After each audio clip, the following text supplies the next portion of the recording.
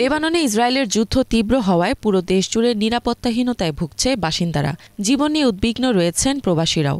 সম্প্রতি যুদ্ধবিধ্বস্ত লেবানন থেকে 200 জনেরও বেশি নাগরিককে ফিরিয়ে আনতে সফল হয় চীন। চীনের পররাষ্ট্র মন্ত্রণালয় জানিয়েছে, যেসব নাগরিক লেবানন থেকে ফেরত আসতে চেয়েছেন তাদের সকলকেই সফলভাবে ফিরিয়ে আনা হয়েছে।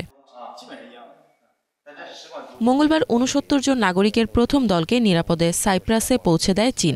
এরপর বুধবার ভোরে ১৪৬ জন নাগরিকের দ্বিতীয় দলটিকে বেইজিংয়ে ফিরিয়ে আনে তারা।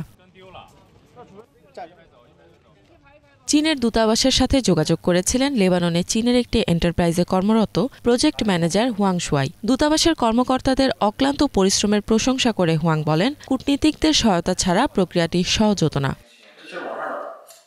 হুয়াং আরও জানান, দূতাবাসের কর্মকর্তারা গত 2 দিন কোনো রকম বিশ্রাম নেওয়া ছাড়াই কাজ চালিয়ে যায়। দেশে ফেরানোর ব্যাপারে সবাইকে তারা আশ্বস্ত করে। ১৪৬ জন নাগরিকের ১৩৭ জনই লেবাননে চীনের অর্থায়ন করা প্রজেক্টে কর্মরত ছিলেন। বাকি 9 জন সেখানে বসবাস করতেন। তাদের একজন হংকংয়ের বাসিন্দা।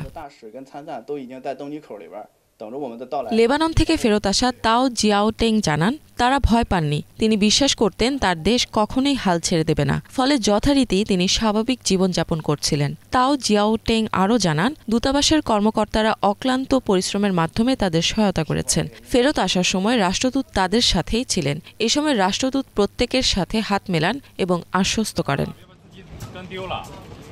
জাং চাও নামে আরেক ব্যক্তি জানান, বিমানটি যখন ছেড়ে যায় তখন ক্যাপ্টেন তাদের বলেন, কেন্দ্রীয় পার্টির কমিটি এবং স্টেট কাউন্সিলের সহায়তায় সকলকে নিরাপদে বাড়ি পৌঁছে দেওয়া হবে। ক্যাপ্টেন বলছিলেন, যে মুহূর্ত থেকে তারা বিমানে পা রেখেছেন তার অর্থ ইতোমধ্যেই সকলেই মাতৃভূমির আলিঙ্গনে ফিরে এসেছেন। এ সময় চীনকে অবিশ্বাস্যভাবে শক্তিশালী একটি রাষ্ট্র হিসেবে উল্লেখ করেন ক্যাপ্টেন। জাং চাও বলেন, যখন তিনি এই কথা বলেন তখন সবাই উত্তেজনায় ফেটে পড়েন এবং করতালি দিতে থাকেন। ইফাত জাহান, বাংলাভিশন।